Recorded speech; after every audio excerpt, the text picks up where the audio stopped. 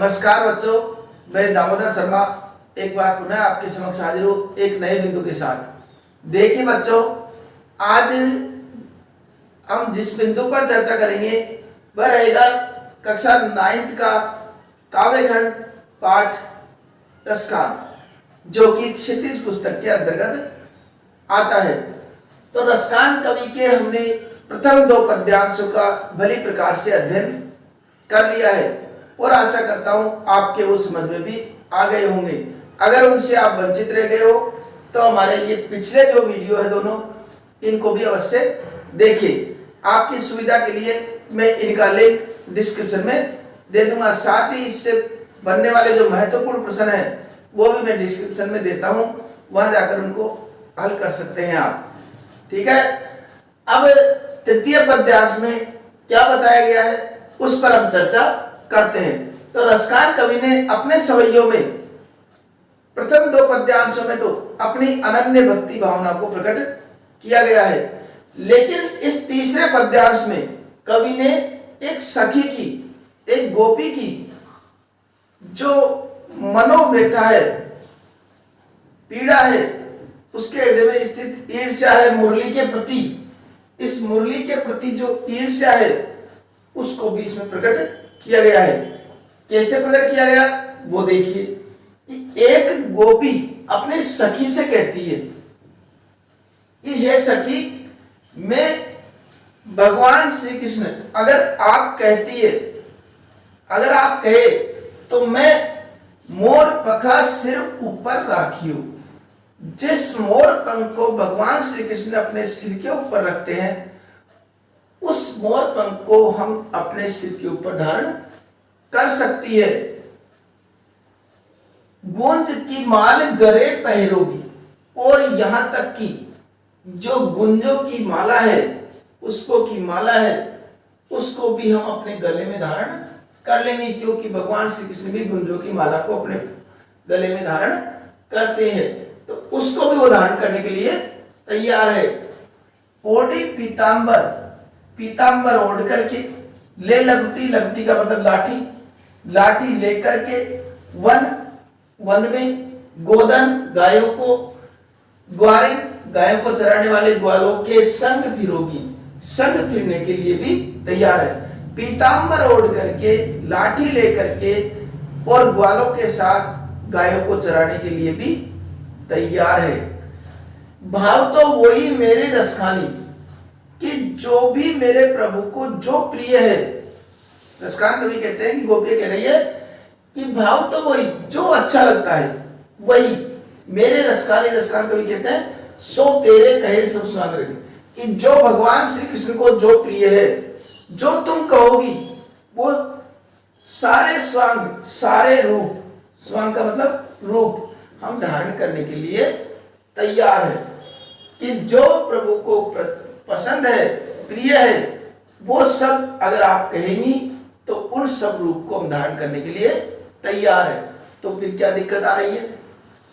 या मुरली मुरलीधर की अधरान, लेकिन ये जो मुरली है, जो मुरलीधर के अर्थात श्री कृष्ण के, मुरलीधर कौन है? श्री कृष्ण, श्री कृष्ण के अधरान, होठों पर स्थित ये जो मुरली है, धरी हमेशा स्थित रहती है, अर्थात ये जो मुरली भगवान श्री कृष्ण के होठों पर हमेशा विराजमान रहती है, अधरान में धरोगी, इसको हम अपने होठों पर कभी धारण नहीं करेंगी।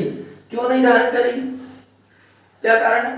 तो कहीं न कहीं गोपियों को ऐसा लगता है कि भगवान श्री कृष्ण हमसे ज्यादा इस मुरली से प्रेम करते हैं, इसलिए हमेशा इसको अपने नजदीक रखते हैं, और ये एक तरीके से उनके शोध का कार्य कर रही है। शोध का मतलब जैसे कोई दुश्मन या जो दूसरी पत्नी होती है उसको शोध बोलते हैं, तो उस इसलिए उसको ईर्ष्या रखती है मुरली से। मुरली से ईर्ष्या रखने का कारण क्या था? कि मुरली भगवान श्री कृष्ण के हमेशा पास में रहती है, और इस ईर्ष्या भाव के कारण, उस मुरली के प्रति ईर्ष्या भाव के कारण वो कहती है हम इस मुरली को कभी अपने होठों पर धारण नहीं करेंगी। बाकी सारे स्वांग, बाकी सारे स्वांग का मतलब सारे रूप धारण करने के लिए तैयार है। कौन कौन से? मोर पंख को सिर के ऊपर धारण कर सकती है, गुंज की माल को भी गले में पहन लेगी, पीतांबर ओढ़ करके और लाठी लेकर के ग्वालों के साथ गायों को चराने के लिए भी चली जाएगी। यहां तक कि जो कुछ भगवान श्री कृष्ण को प्रिय है और तुम जो भी वो कहने के लिए करने के लिए कहोगी वो सारे रूप हम धारण करने के लिए तैयार है। लेकिन इस मुरली को हम अपने होठों पर धारण नहीं कर सकती, क्योंकि ये जो मुरली है भगवान श्री कृष्ण इससे अत्यधिक प्रेम करते हैं, हमसे ज्यादा इससे लगाव रखते हैं, इसलिए हम इसको अपने होठों पर कभी धारण नहीं कर सकती है। तो ये उनकी पीड़ा और ईर्ष्या इस पद्यांश में प्रकट की है। अब यहां देखिए मुरली और मुरलीधर, एक तो मुरली कौन सी हो गई बजाने वाली जो गुरसिल बांसुरी, एक मुरलीधर श्री कृष्ण। तो यहां पर शब्द तो समान है, शब्द समान, लेकिन अर्थ भिन्न होने के कारण, अर्थ भिन्न होने के कारण कौन सा अलंकार हो गया, कौन सा अलंकार हो गया, यमक, यमक अलंकार ये हो जाता है। तो इसलिए एक विशेषता इस विशेष में हम लिखेंगे यमक अलंकार। अनुप्रास अलंकार भी इसके अंतर्गत है, क्योंकि एक ही वर्ण की बार बार आवृत्ति कई बार इसमें हो रही है। तो ये बातें तो इसमें हो गई। अब प्रश्न ये उठता है कि भगवान श्री कृष्ण को प्रसन्न करने के लिए गोपियां क्या क्या रूप धारण कर सकती है।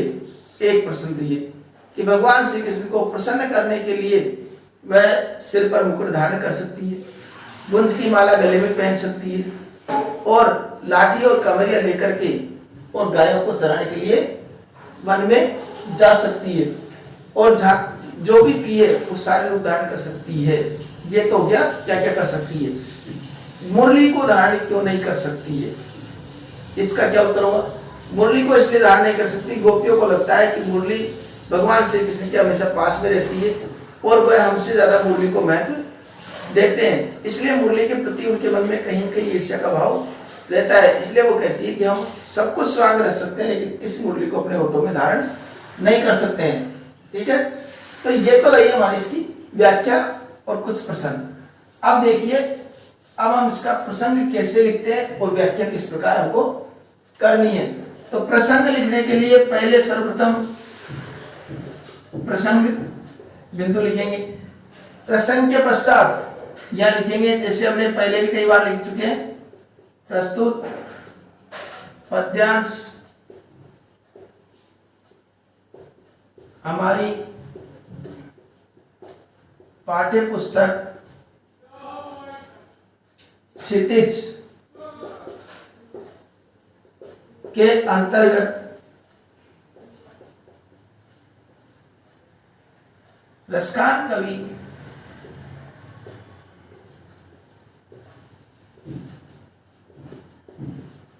रचित, रसकान कवि द्वारा रचित सवैयों